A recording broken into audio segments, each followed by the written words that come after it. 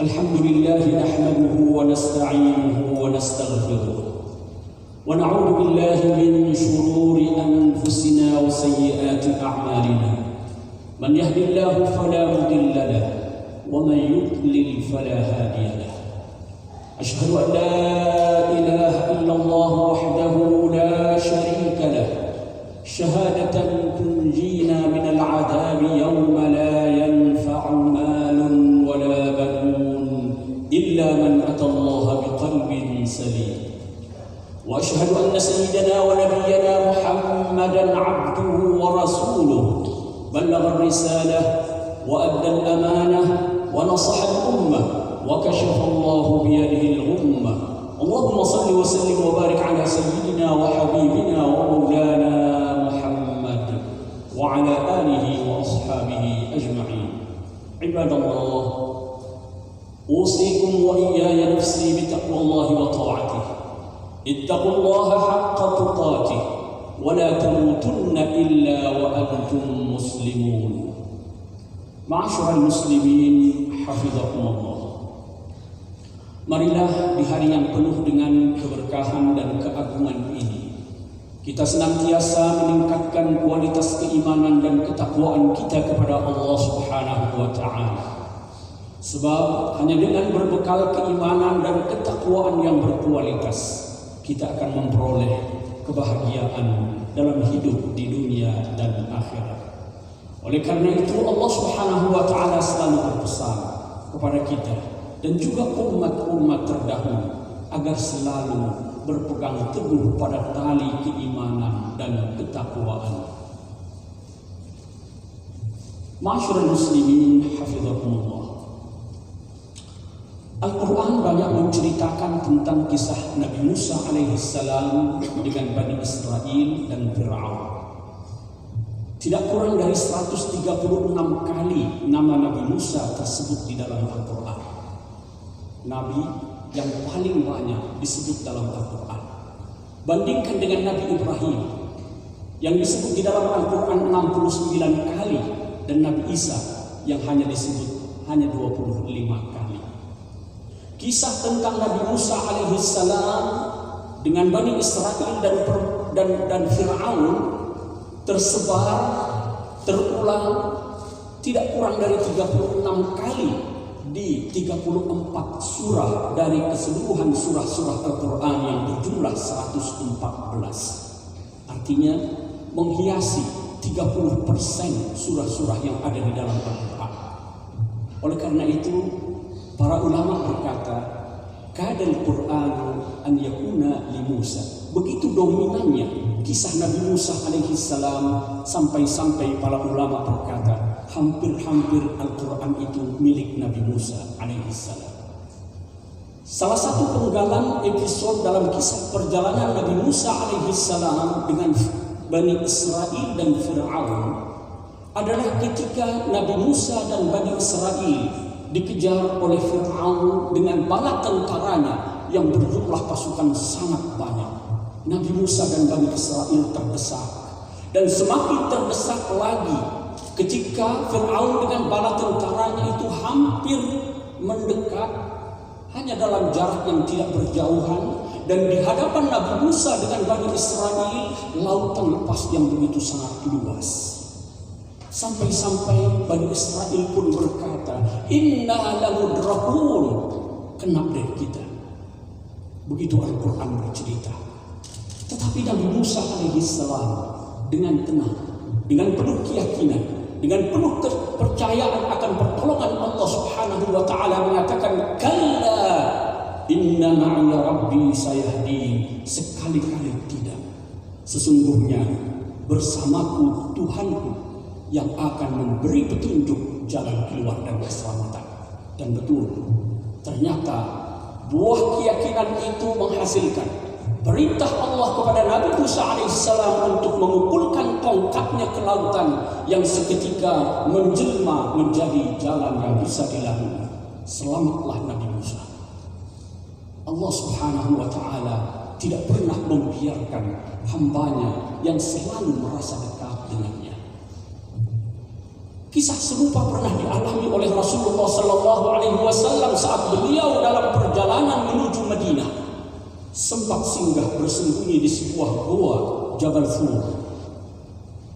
Saat itu Rasulullah Sallallahu Alaihi Wasallam pun dikejar-kejar oleh orang-orang kafir Mekah. Bersama Abu Bakar dia bersembunyi dan hanya hitungan beberapa jengkal saja.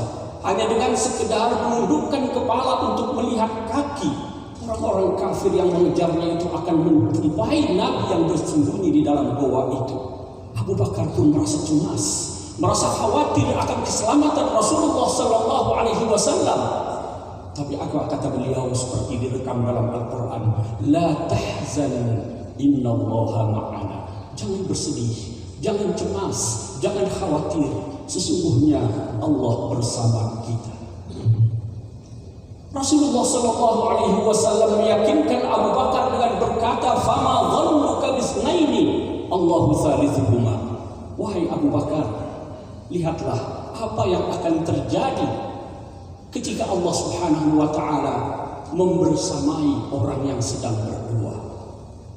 Benar, turunlah ketenangan dari Allah Subhanahu wa Ta'ala, dan Allah Subhanahu wa Ta'ala menurunkan bala tentara yang tidak terlihat, junudan lam tarawha, sehingga orang-orang kafir itu tidak berhasil menemukan Rasulullah Sallallahu Alaihi Wasallam yang bersembunyi hanya beberapa jengkal dari mereka.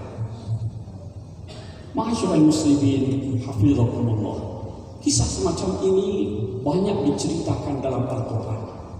Satu hal yang menunjukkan bahwa Allah Subhanahu wa Ta'ala tidak pernah membiarkan hambanya yang selalu merasa bahwa Allah Subhanahu wa Ta'ala bersamanya, yang selalu yakin akan pertolongannya.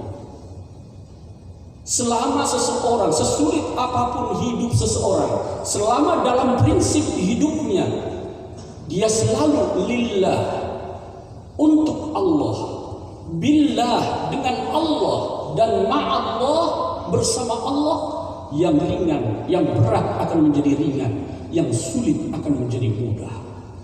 Bukankah Allah Subhanahu wa Ta'ala telah menjanjikan bahwa setiap satu kesulitan akan disusul dengan kemudahan? Sayaj'alullahu ba'da usrin yusra. Bukankah Allah Subhanahu wa Ta'ala telah menjanjikan kepada kita di setiap satu kesulitan Allah sediakan dua kemudahan? Inna ma'al usri yusra, inna ma'al usri yusra. Dalam kaidah ilmu tafsir, ketika dua kata terulang dalam bentuk ma'rifah, inna ma'al usri, al-usr, kesulitan diungkapkan dalam bentuk nakirah, dalam bentuk ma'rifah, maka sesungguhnya kata yang diulang itu sebenarnya adalah hal yang sama. Tetapi ketika kata yang diulang itu berbentuk nakirah, yusran, kemudahan, maka itu adalah dua hal yang berbeda. Dari sini maka Rasulullah Sallallahu Alaihi Wasallam mengatakan, lan yaghliba usrun nusraini. Satu kesulitan itu tidak akan mungkin mengalahkan dua kemudahan yang Allah sediakan. Setiap peluang, setiap tantangan pasti ada peluang, dan setiap masalah pasti ada solusinya. Ma'asyiral muslimin, hafizakumullah. Oleh karena itu, prasangka baik kepada Allah Subhanahu wa Ta'ala itu adalah pangkal sukses dan bahagia. Sejauh mana seorang hamba, sejauh mana prasangka seorang hamba, di situ Tuhan berada. Sejauh mana seorang hamba berprasangka, sejauh mana prasangka seorang hamba, di situ Allah berada. Dalam satu hadis qudsi, Allah Subhanahu wa Ta'ala menyatakan, ana 'inda dhanni 'abdi bi. Aku ini sesuai dengan prasangka hambaku. Kalau dia yakin aku akan memberinya rezeki, akan aku beri dia rezeki. Dan kalau dia yakin doa-doa yang dipanjatkannya itu akan diijabahi, akan aku ijabahi. Dan kalau dia yakin bahwa ampunan yang dimohonkannya itu betul-betul akan diberikan, aku akan berikan dia ampunan atas segala dosa dan kemaksiatannya. Tapi banyak orang yang begitu sangat yakin Allah itu adalah Maha Pemberi rezeki, tetapi dia hanya berdiam diri, berpangku tangan. Tidak sedikit orang yang percaya bahwa Allah Subhanahu wa Ta'ala Maha menerima taubat dan memberikan ampunan, tetapi dengan entengnya dia kembali berulang-ulang melakukan dosa dan kemaksiatan. Ketahuilah, itu bukanlah husnudzan kepada Allah Subhanahu wa Ta'ala, tetapi itu adalah al-ghurur, sikap jumawa, keangkuhan, kecongkakan. Husnudzan kepada Allah Subhanahu wa Ta'ala harus diimbangi dengan husnul amal, kerja-kerja positif. Harus diimbangi dengan kerendahan hati kepada Allah dan kepada semua makhluknya. Ma'asyiral muslimin, hafizahullah. Husnudzan kepada Allah Subhanahu wa Ta'ala berjalan secara paralel dengan prasangka seorang hamba kepada sesama makhluknya. Dan bila seseorang hatinya itu dipenuhi dengan prasangka baik kepada Allah dan kepada manusia, hidupnya akan damai dan harmoni. Oleh karena itu, para ulama sufi seperti Bishr al-Hafi selalu berpesan, man sarrahu an yaslam falyalzamis sumta wa husnadh-dhanni bil khalqi. Jika Anda ingin hidup damai, jika Anda ingin hidup selamat, maka perbanyak diam dan husnudzan kepada orang lain. Sikap husnudzan inilah yang akan memberikan ketenangan dalam hidup kita ini. Kita lihat betapa banyaknya perseteruan, permusuhan, perpecahan yang terjadi bermula dari husnudzan, dari suudzan, dari prasangka buruk kepada orang lain. Mereka yang berprasangka buruk kemudian mencoba untuk saling mencurigai, mencari kesalahan, bahkan mengumbar kesalahan orang lain di hadapan publik. Oleh karena itu Al-Quran berpesan, ya ayyuhalladzina amanu ijtanibu katsiran minadh-dhann inna ba'dadh-dhanni itsm. Wahai orang-orang yang beriman, hindari banyak prasangka itu, karena tidak sedikit prasangka itu yang mengandung dosa. Su'udzan. Wala tajassasu, jangan cari-cari kesalahan orang. Wala yaghtab ba'dukum ba'dha, dan jangan menggunjing orang lain. Ghibah. Dan Allah Subhanahu wa Ta'ala ingatkan bahaya ghibah itu, ayuhibbu ahadukum an yakula lahma akhihi maitan fakarihtumuh wattaqullaha innallaha tawwabur rahim. Orang yang selalu menggunjing, mengumbar kesalahan orang lain, itu seperti orang yang memakan daging saudaranya yang dalam keadaan mati. Sungguh sesuatu perbuatan yang sangat menjijikkan. Ma'asyiral muslimin, hafizahumullah. Oleh karena itu, mari kita selalu berhusnudzan kepada Allah Subhanahu wa Ta'ala. Kita selalu berprasangka baik kepada orang lain. Karena inilah yang akan memberikan ketenangan, kebahagiaan kepada kita dalam hidup ini. Betapa banyak orang yang hatinya berlumuran atau berisi lumpur kebencian kepada orang lain, yang kemudian menyebabkan hidupnya selalu dipenuhi dengan kegelisahan. Sayyidina Umar bin Khattab mengajarkan kepada kita, jangan atau hindari prasangka buruk pada setiap kalimat yang keluar dari mulut saudaramu, dan usahakan cari pembenarannya.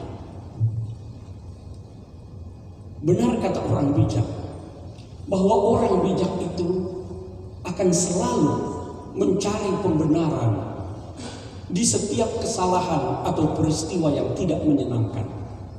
Dia akan selalu mencari hikmah, dia akan selalu mencari pembenaran.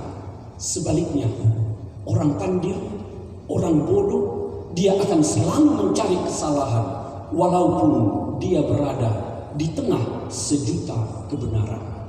Barakallahu li wa lakum fil Qur'anil azim, wa nafa'ani wa iyyakum bima fihi minal ayati wadh-dhikril hakim, wa taqabbala minni wa minkum tilawatahu innahu huwal ghafurur rahim.